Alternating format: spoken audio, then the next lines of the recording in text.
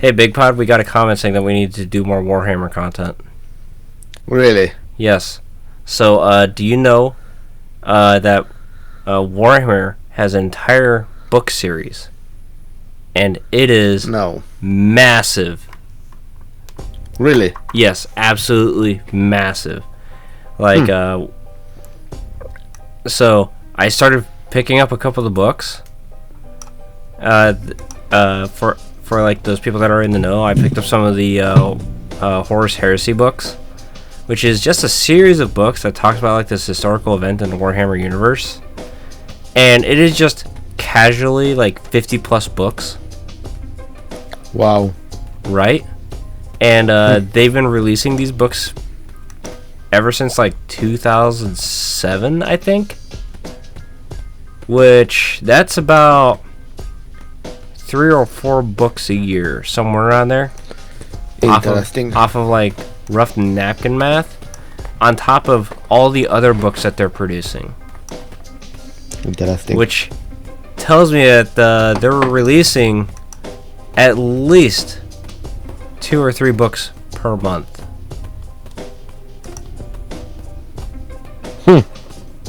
Yeah. Cue the music.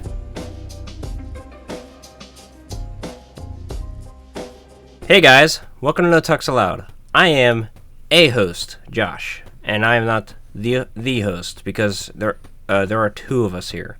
So I am just merely a host. But I might be your host. But that just seems weird. But anyways, I got this guy with Bigpod with me here today. How's it going? Hello. Doing good. Alright. Well, just to let you know for the audio listeners, I'm still wearing my gray shirt, but this time it looks like Bigpod's wearing a green shirt. Greenish. Yep, and it says look after, but I can't see the bottom of it. But hey, you know what? It's probably something relating to athletics, I would assume. Look after well-being. Oh, okay. Yeah, I mean, you probably should look after your own well-being. Or more correctly, it says look after your physical and mental well-being. And that's a movement I can get behind to some extent. All right, Bigpod, we need to do the distro check-in. Yeah.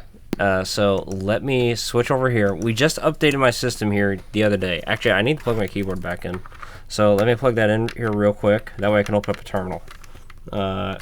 Get in there, USB-C port. Thank you. Okay. So I don't have keyboard input. Hey guys, Slackware is working beautifully right now. So I'm gonna check in first. Okay.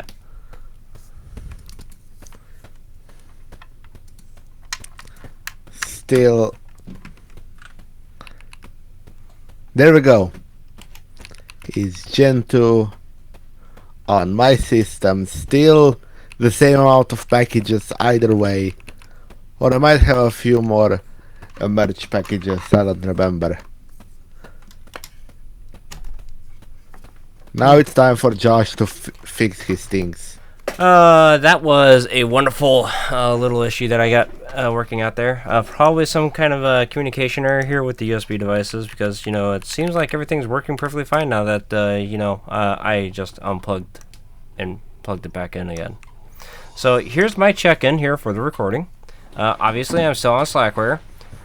We did update our system and succeeded in breaking only one binary this time, which I will have to figure out how to get that working. So, I still don't like this distro. Just let you know, Bigpod. Like, I wish I could make use of hardware acceleration to like record these podcasts with, rather than CPU encode and use lots of energy and make my home really, really hot. Yep. But it's the sacrifices we make here because I have confirmed that I have not only the correct version of the Intel Media Driver installed, but it is installed locally on the system, and the older version of the Intel Media Driver is not on the system, as well as the Intel driver for that you can also install. I made sure to remove that one. So I don't see why OBS is not picking it up, unless OBS is not built for VA API support. So that's my only conclusion right now. Interesting. Yeah, so we're gonna have to try like building OBS from scratch and see if that fixes it. So, anyways, let's get on here with like a couple of our discussion topics for the day. So, Bigpod, I was just browsing things the other day, and like I got this first article from Mastodon of all places, and this is a small blog. Written by a guy I don't actually know the name of, but the blog itself is called the Thai blog. Yeah, there is no author listed here. There is an about page though. Yeah, where he says they call himself a technologist, and that he's a software engineer. So that's all we know about this guy. But anyways, here it was the title of this blog post that got my attention, where it is systemd has been Okay, I found his name. Oh, okay. Tyler Langlois. We hope we got that right. Tyler Langlois? Langlois?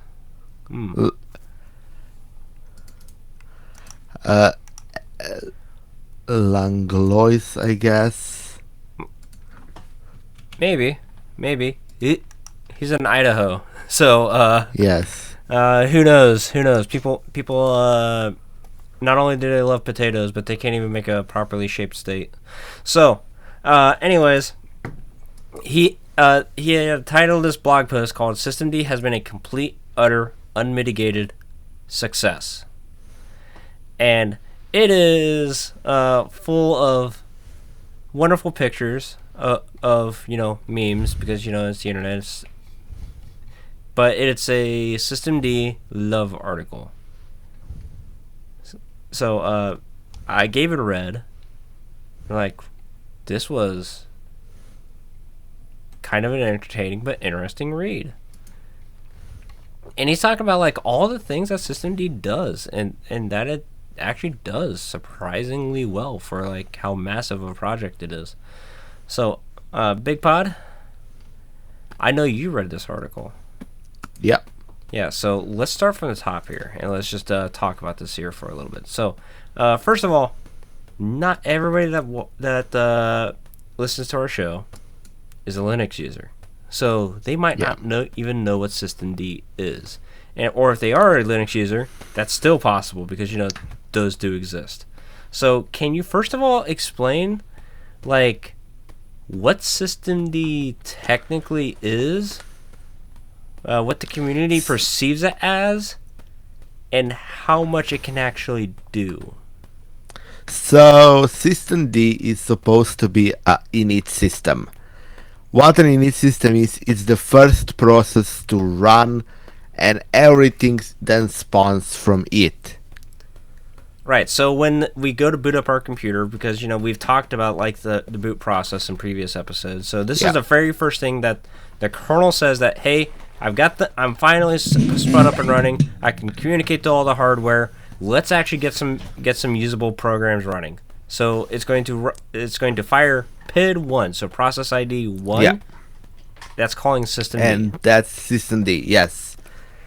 And it's the process ID 1. So the first process, and because of how it runs, basically everything then spawns from it in a tree-like fashion.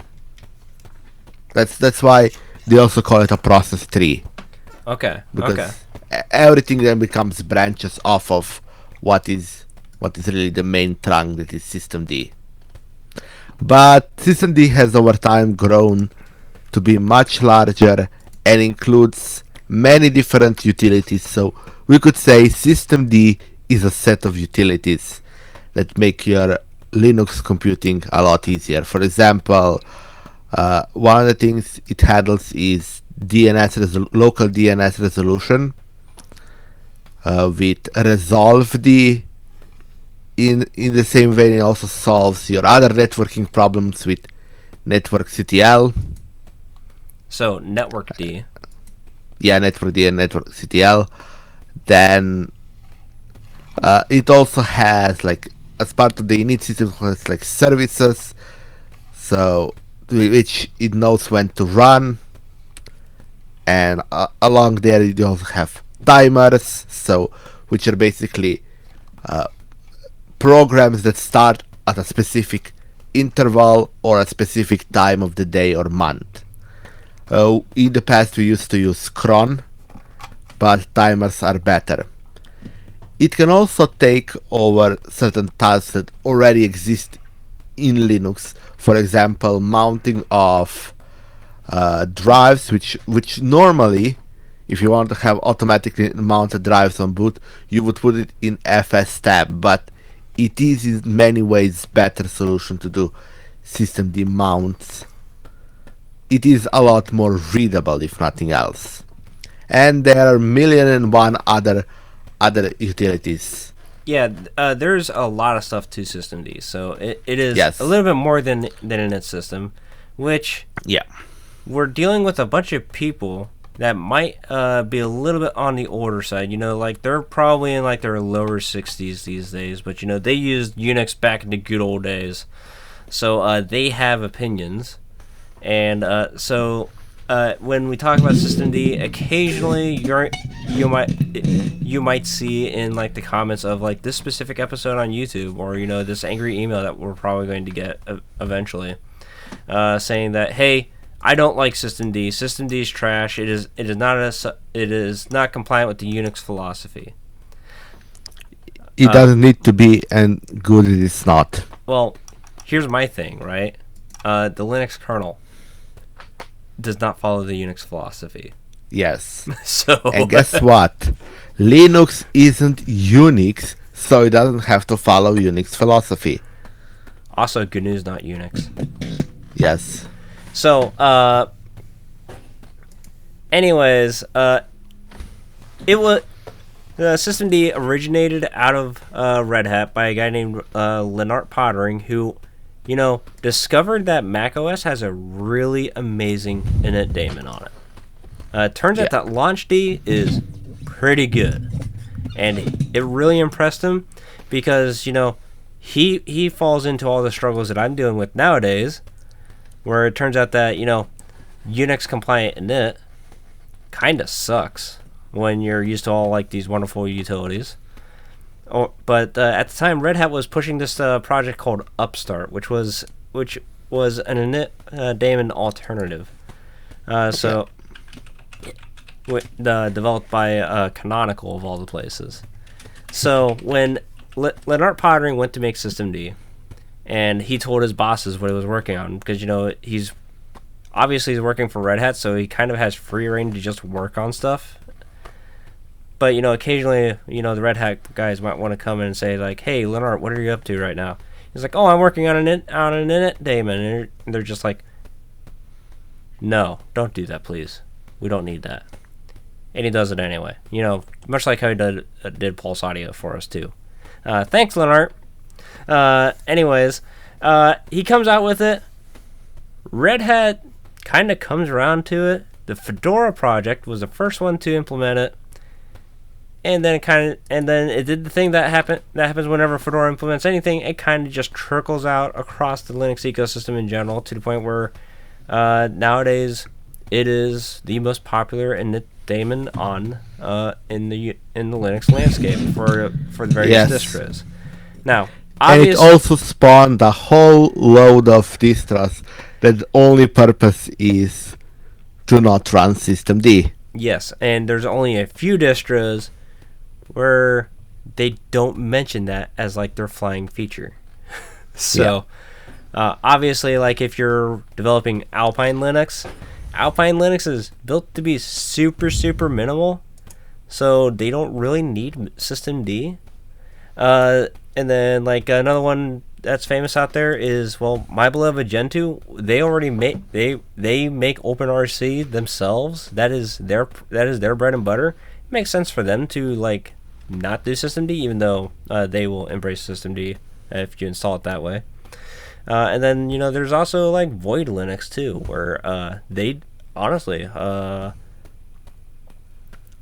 don't see. I can understand why they don't want to go with systemd either, because, well, they make a pretty solid distro, to my understanding. So, there are alternative distros that you can make use of, but this guy on this blog post, he loves systemd. Well, he loves systemd now. Yeah, he used to hate it. Yeah. Yeah, and I can tell you, he is low-key a Nix user. I don't know if he's doing NixOS, but he's got Nix on his system because, he does mention it. Like, they do. But the very first thing that he starts talking about here is classic Unix style init. He was working as a full-time software engineer during an era where they were just writing shell scripts to orchestrate process management. So he would have to constantly deal with lost or unmanaged processes and the weirdness of S99 type directories, which, like rc /etc rc.d1.d2.d3.d4. I'm like, oh, I mean, I can only imagine that these are like different levels of operation, but there's no explainer as to which one's which. But he gets talking to it, and then he talks about the great Linux init wars, where you could probably write an upstart S6 or OpenRC script and not have too many problems. But even then, you're still supporting a variety of service management configuration formats with slightly differing behaviors. So, Bigpod, I know that you used to work in distro development. I don't know how old school your development goes, but do you remember working with upstart scripts?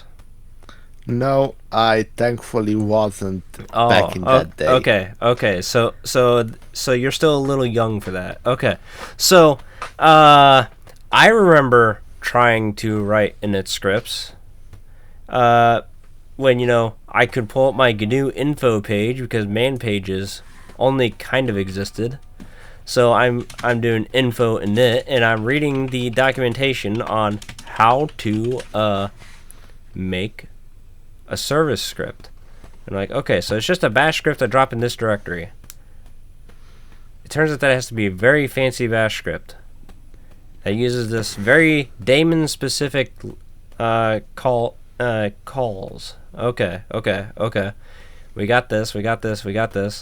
Okay, that's all done. Let's start it. Cool. Service is running. Cool. Let's deploy this on a different distro. No.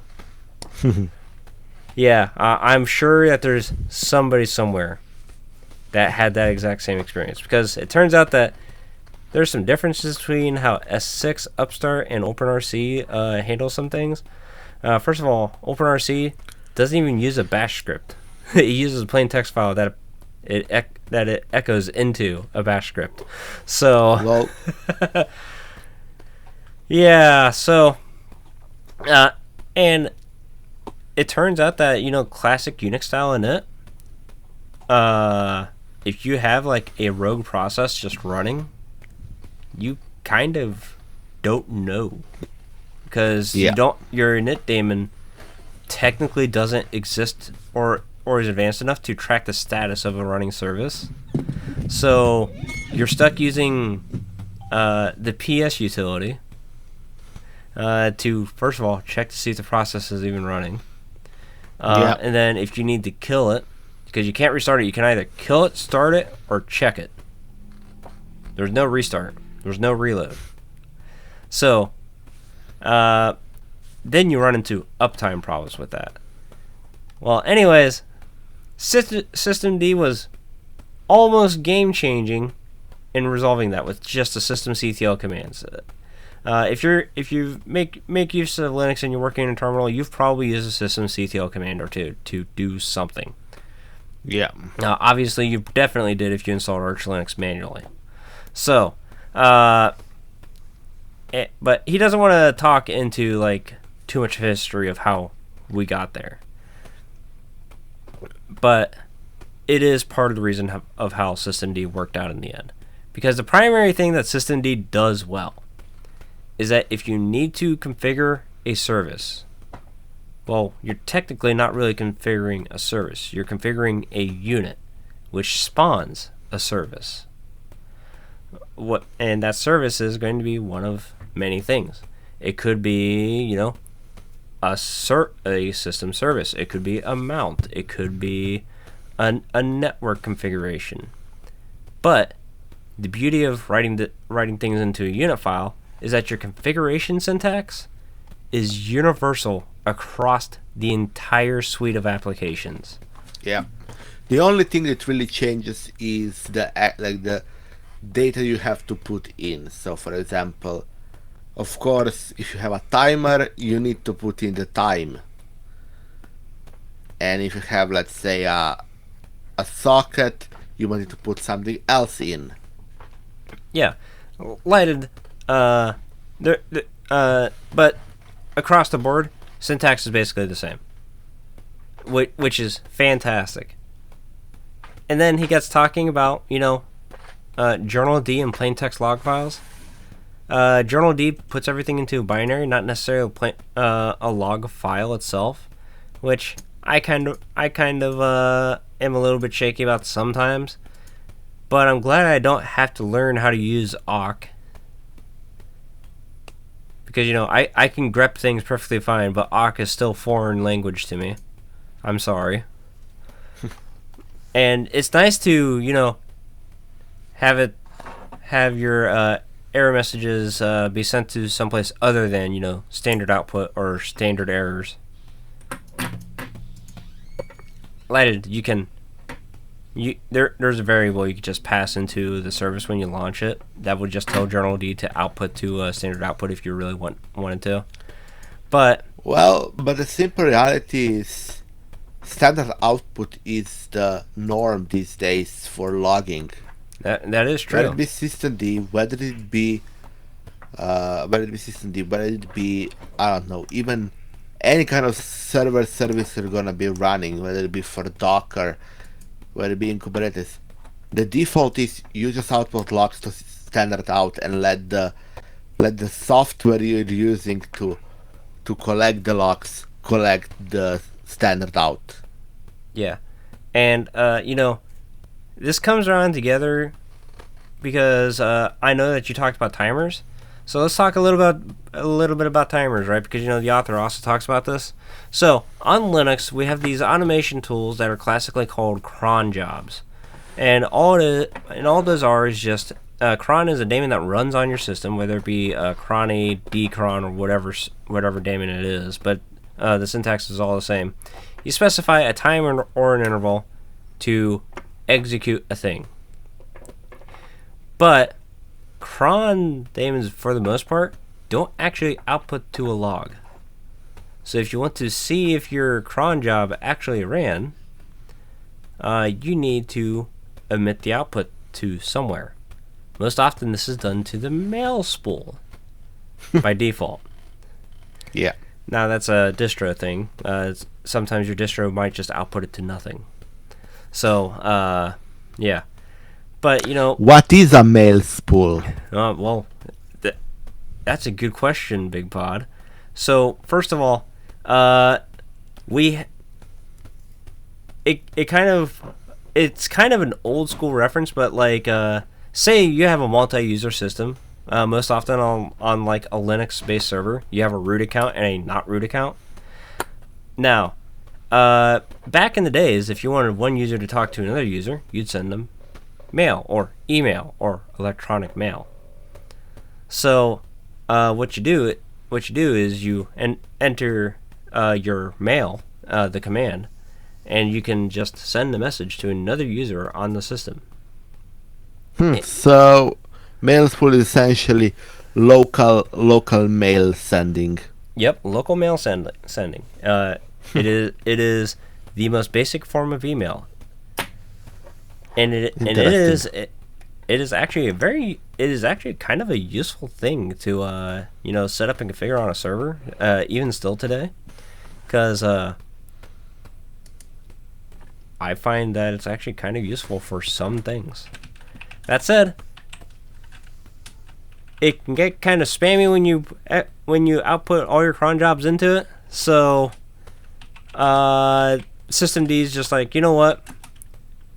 We have some issues with how cron operates, so we're going to come out with timers, because we already know where all the services are, and we talk a lot with the kernel, so we have access to time scheduling. So why don't we just handle this? So, obviously, he gets talking about like how the timer means, and then you can just do systemctl list timers to check to see all the timers that are running on your system. Now, one big benefit that timers have that cron jobs don't is that if you pass persistent equals true into your timer as a timer configuration, it'll run that timer if it missed running that timer, which is something you can't do with cron. And then, of course, here's one of my most favorite features that Systemd has: socket activation. So, the way socket activation works is that, say that you have a service that you have installed on your system that you don't necessarily need running. Like, why would you run a mail server on your local computer when you don't need to look at the page that the mail server is sending? Yeah. So let's just do a socket activation. So what this is just a unifile. It's a socket file.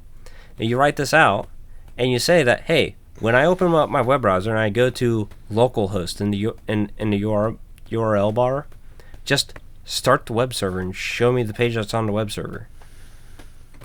Yeah. And then when I'm done with it, shut down the web server. No need to waste the CPU, you know? Which I think is useful. Oftentimes you'll see it used with like Wi-Fi devices or Bluetooth devices, or even the cup server that runs on your computer. That's actually the most common socket that I've seen. Well, SSH is socket activated on most distros these days. Oh, that is true. That is true. So when you kind of just glue it all together, you get a pretty impressive system that, if anything, with all these things being written in plain text, you can easily reverse engineer how you configured everything if you have to. Because I'll be honest with you, I've looked at some of the bash scripts that I wrote, and it was like, how the fuck did I ever come up with those? You know? And of course, he mentions that he uses NixOS here. Because, he's totally done this on NixOS to add a way to model interdependent service management. So, that's how you got it.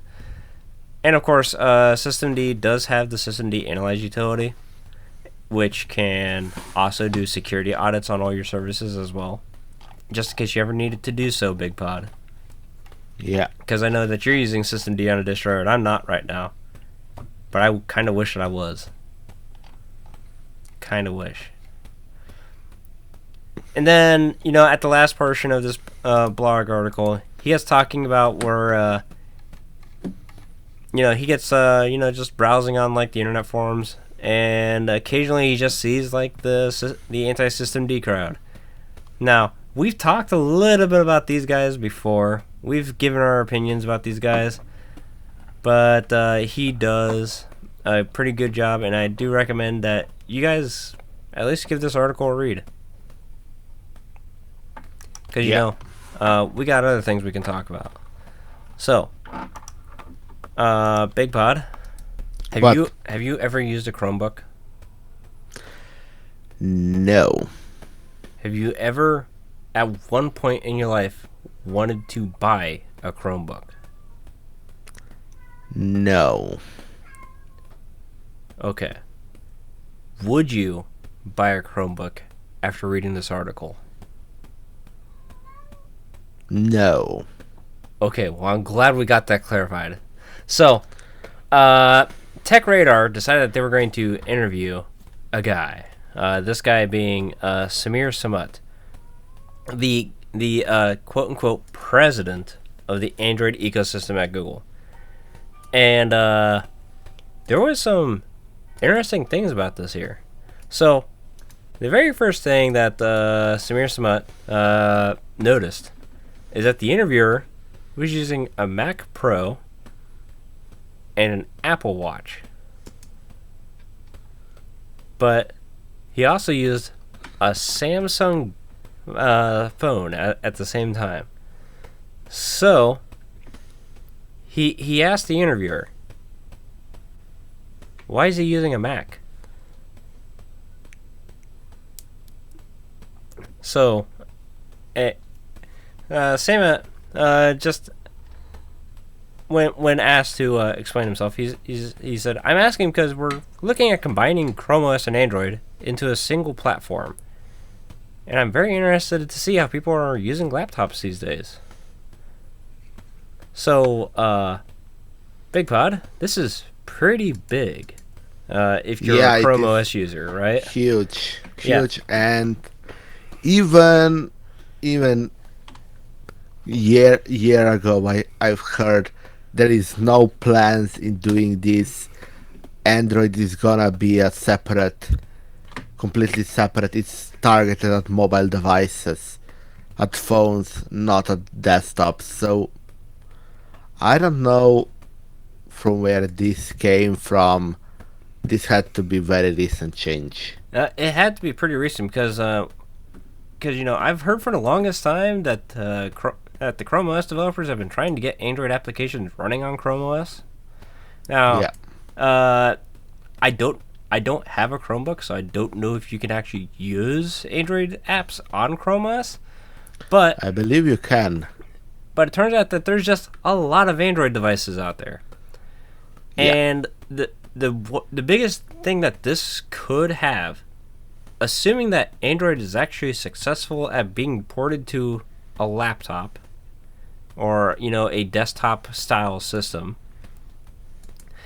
which it can sort of, it's still kind of shaky on it, but assuming that it can actually go through this port, that's going to come out with an ecosystem with the entire Android application suite available to it, which is pretty big because it's no longer But also maybe irrelevant. maybe that Because remember, your apps that you have for phones are all optimized for your phones. Optimized for phones and potentially tablets. They are all optimized primarily for touch interface, for on-screen keyboard, and for smaller to medium-sized screens. So 11 inches at maximum, maybe 13 on a really huge tablet. well, So I do know that I don't know how well that will translate to a desktop environment, because again, another thing they are all very much optimized for is full screen or near full screen operation. Even something like split screen, that's two apps at the same time, and already there a lot of apps have problems. there is also a massive performance impact in doing that. From Yeah. all the times that I've ever done it, it is noticeable how much slower your system is when you're doing split screen. But he got talking. They get talking about this a little bit more, and he says, the big thing is that they want people to be able to seamlessly go from phone to computer back to phone, which I can kind of get behind that. That's like that whole convergence thing that Canonical was talking about back in 2016 when we barely even understood what that phrase meant. but this implementation is multi-device, whereas Canonical's was everything from one device.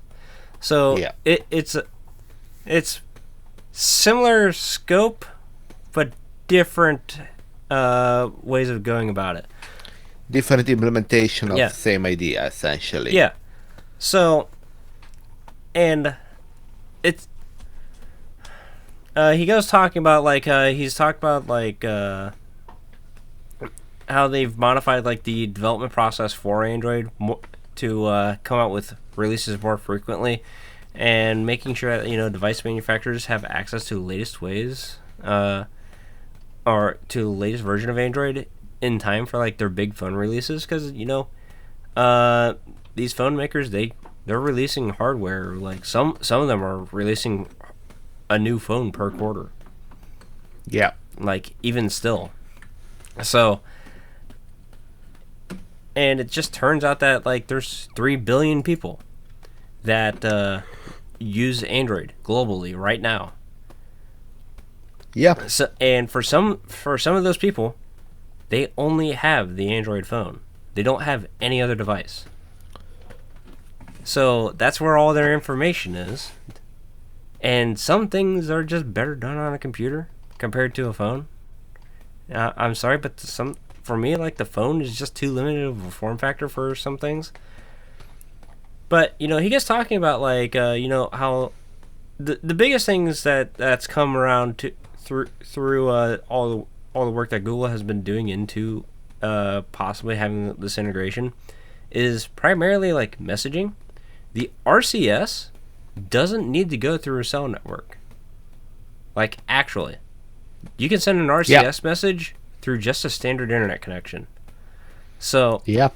it's theoretically possible that my Android phone supports RCS. If I can get the RCS credentials, I can send all the messages to all my contacts without ever using a phone. Yep.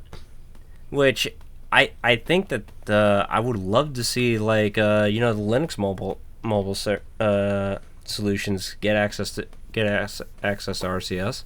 I think No Mobile might actually be working on implementing it. I'm not 100% certain. I'm a little out of date on the Linux mobile space. It's been a minute since I've turned on my Pine phone, but I think that that's going to be a bit of a game changer, because RCS can not only support messages, but it can support media files, and I believe it can also handle. I believe the RCS protocol can also handle calls as well. So it's quite literally open source iMessage. Yeah. So I think that that's ultimately a good thing. Of course, he also gets talking about how Gemini is integrated into Android nice and deep. So I'm just going to like kind of skip over that because I don't care. Yeah. But he does give a call back to Google Glass in this AI talk. So we've got to talk a little about Google Glass Bigpod, because it is the best Google product that I never bought. Okay, that's my opinion on that. So, Bigpod, let's move on from this, because it's still early days in that, but I would be curious to see how well that turns out. And I have thought about buying Chromebooks before, because having a low powered system that has like forever long battery life, because it's low powered, it doesn't need a whole lot of power. Yeah. That neutral that those Chromebooks provide, like I'm actually a target consumer for, because heaven forbid, what am I doing on my laptop? I'm using it to work in text files and sometimes browse the internet and watch a YouTube video. So I could use a device like a Chromebook. I could, but I'm probably not. And honestly, I could probably live on a Chromebook as my primary device. With my setup and how I use the computer, that would be nothing that hard to do. Yeah, but your setup's also weird. We've talked about that in previous Yes. episode. It's still very much the Yes. same setup. But anyways, let's get talking about curl. Right? So, Bigpod, every now and then, Daniel Stenberg of the Curl Project makes a post, and it makes some waves in the technology news round. Like the technology news round, not the Linux news rounds. This was one of them.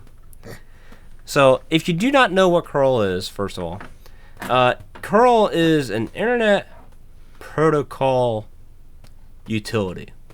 I would say that's a download program, but it does a lot more than download. It's essentially command line browser, essentially. Yeah, it does a lot of things. So, obviously, it's a pretty big project. And because it's a big project and it's open source, they also have to deal with AI slop. Yeah. And not only AI slop, but the human slop that comes with it. So, Daniel Stenberg finally had to say something about it in this blog post called Death by 1,000 Slops. So, Bigpod, how bad do you think the AI slop problem is with curl? Probably really bad. They are a bug bounty project, which means they will, of course, get more slop than some projects that don't actually have any kind of bug bounty programs. Okay. So that probably, basically, just in general, generates a deluge of bug reports, valid and most of them probably invalid. Yeah, so it's about 20% of all the submissions that right now, with only 5% of the submissions being genuine vulnerabilities. That's a pretty low hit rate. Yeah, but remember, it used to be in the past that you get a bug bounty, or at least a request for a bug bounty that is like, we found you have this tiny little mistake, give me money. Yeah. For many projects and even websites. Which Daniel has mentioned in the past. Yeah. He has mentioned this. So, and this for like, if you want to know how often these reports come in, this is just for like security vulnerabilities that he's talking about. They get about 2 reports every single week. Each report taking multiple hours to verify because this is security after all. It's a pretty big deal. So there's a lot of work, no matter what the report is, no matter how ridiculous it is, except for the one that we're probably going to be talking about because it's pretty ridiculous. Where, on average, Daniel says that he's spending, an insane amount on curl already, leaving him 3 or so hours to work on other things with curl. And then, he's also got like fellow developers on the curl project that are not quite full-time, who might only have 3 hours per week to work on curl. And then he also mentions the emotional toll it takes to deal with some of these stupid reports. How does he plan to counteract this? Well, he does talk about that, the possible routes going forward. So, people have mentioned to him, maybe charge a fee for the right to submit a security vulnerability. That could be paid back if it's a proper report. That'd probably slow them down quite significantly, I would think. Yeah. But Daniel says that it's also rather hostile for an open source project to take such an approach. Because, that kind of leads to like an issue with like open source philosophies and so on. And also he mentions that managing money like that is a bit painful. Yeah. There's also the recommendation to drop the monetary reward, which could also help, because curl is a big project and they have a bug bounty, and they have proven that they can pay the bug bounties. So that's probably why they're being targeted so much by these AI people. But he runs into the issue where then it becomes much less interesting for the general populace to report security vulnerabilities, which is why they came up with the bug bounty system to begin with. And it also turns out that a lot of these reporters seem to genuinely think that they're helping. Yeah. So, well, let's look at one of the examples of such a CVE. Yeah, so this is or such a report. Yeah, so this is reporting CVE 2023 38545 with the HackerOne report number 2199174. The title is Vulnerability Code Changes Are Disclosed on the Internet. So you already see where this is going, right, Bigpod? Yes. Okay, so here's the steps to reproduce this issue. And this is to quote from the reporter of Shall Do It. The steps to reproduce are to: I have searched in the Bard about this vulnerability. It to close what this vulnerability is about.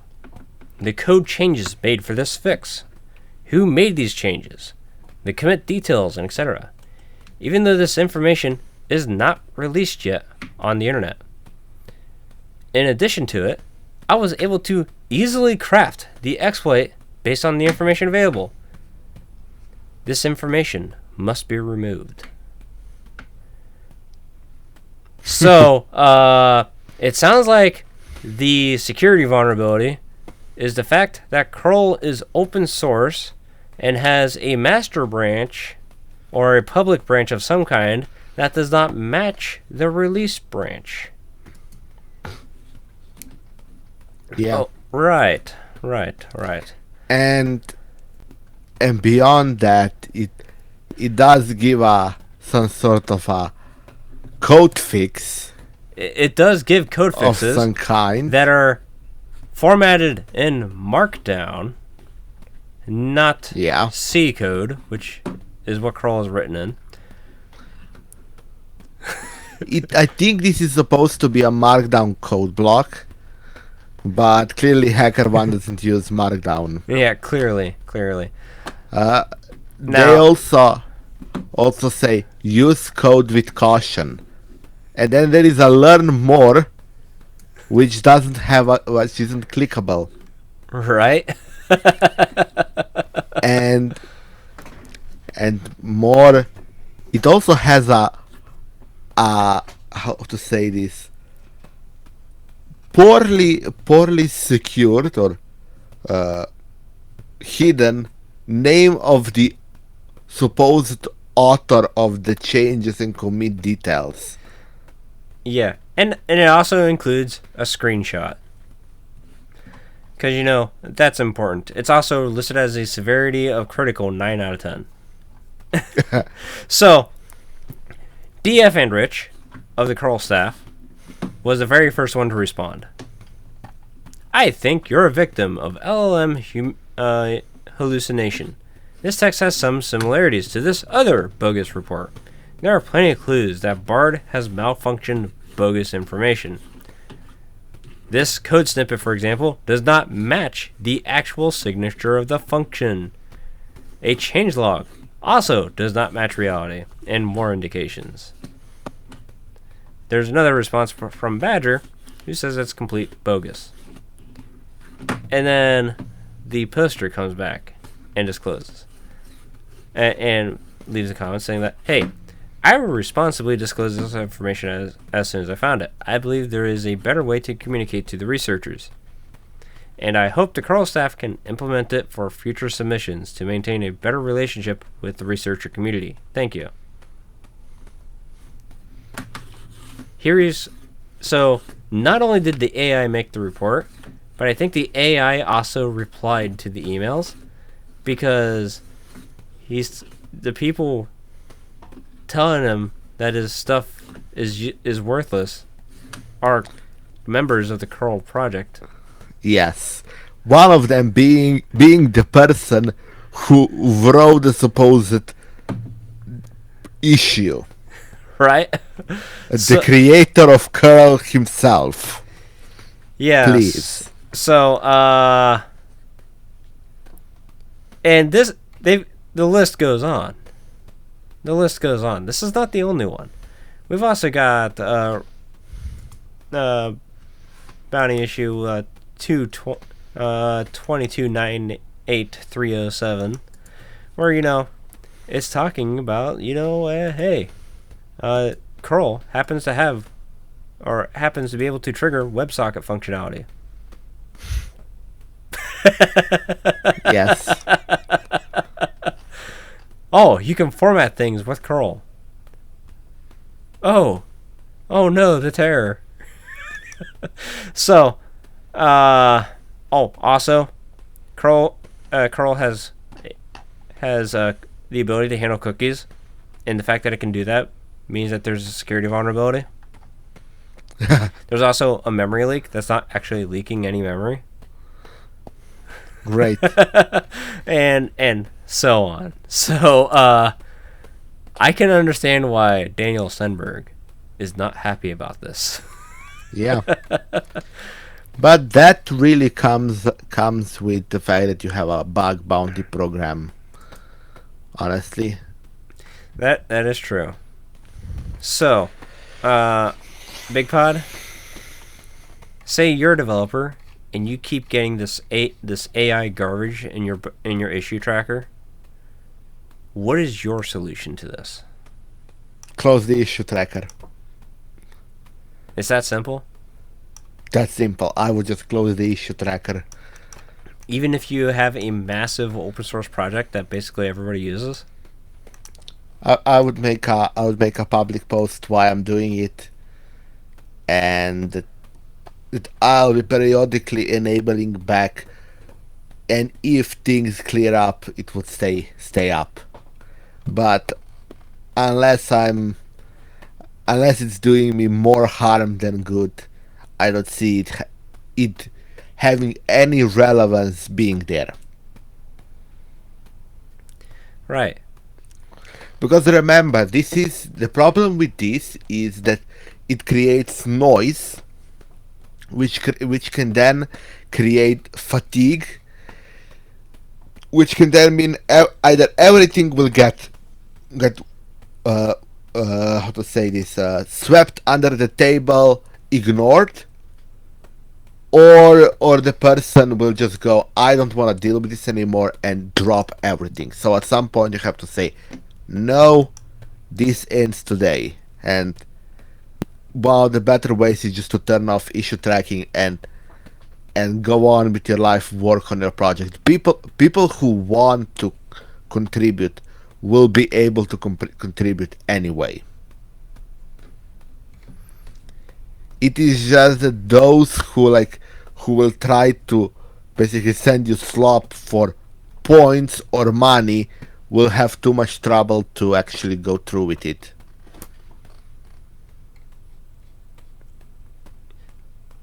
I mean, because they remember they're using AI to skip over the process of finding a bug. Oh, that's true. So they aren't exactly the most patient or hard-working person to get to the point where they are. So it sounds to me like they're one of those people that work for like a security team where they're told to find as many security vulnerabilities as possible. That way, they can accidentally hit a payday. Yeah, could also be that. Just dig as much as possible. Something will stick. Yeah. So, I think that this needs to be solved before too long because yes, it's becoming a problem. And yeah, these people have enough stuff to already work on. Yep. So, I think I'm going to toss Daniel a couple dollars. That way, he can continue working on a couple things here. I encourage that too, because even if you don't actively use the curl command on your Linux system every single day, curl is used by the majority of package managers, including Windows Update. Yeah. So, it does a lot of cool things that as well, like curl wttr.in and get the local weather for you, or curl parrot.live and get a nice little dancing parrot in your terminal. Yeah. So I think what we're going to do is we're going to go ahead and wrap up the show there for the night. Yeah. Because it turns out when you turn off your air conditioner, it gets warm. Yeah. So, if you wanna help us out monetarily, besides helping Curl Team, you can do that on Patreon at patreon.com/@notaxallowed, where you can give us few dollars or few euros or whatever local currency you have, and make our goals that much easier to attain. Goals like making an episode live, sitting next to each other, possibly next to a roaring fire, cooking things. Ooh.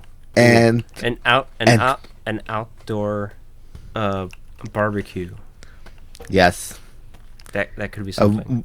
We would touch a lot of grass then, so it would be an interesting episode.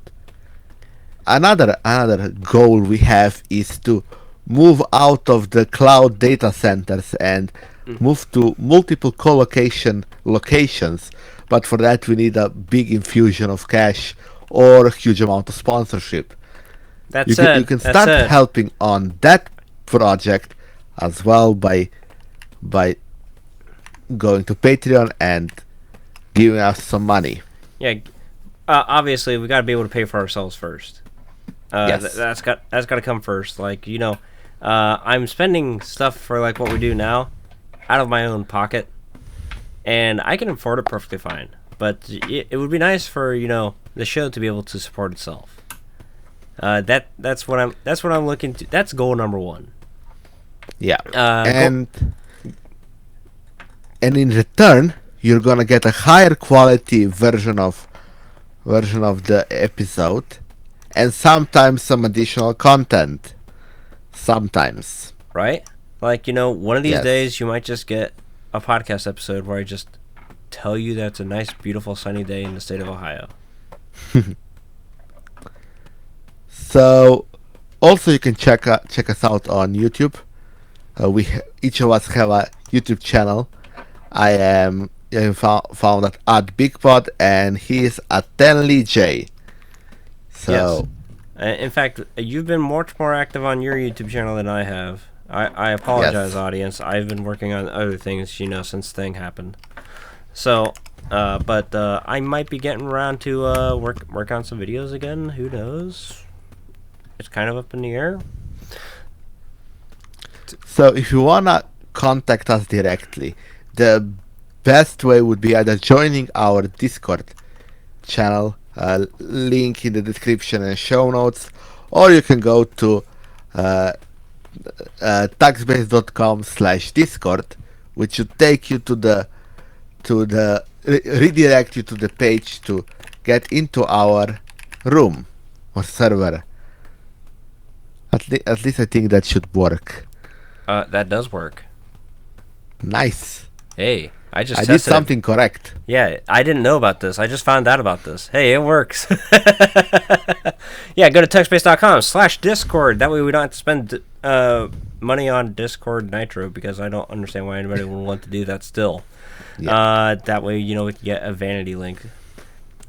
But, of course, But if you're not into Discord or such proprietary software, you can send us an email on contact@taxbase.com, yes, which will be received by both of us, and we might even answer on show or directly via email. That said, if you're going to send us an email, you need to send Bigpod a picture of a screaming chicken. That's a requirement. Interesting. So, I hope to see that. Just saying. But anyways, guys, I think that's it for the show. So I think I'm going to see myself out. And Bigpod, you need to get yourself some beer. Yeah. All right. See ya. Goodbye.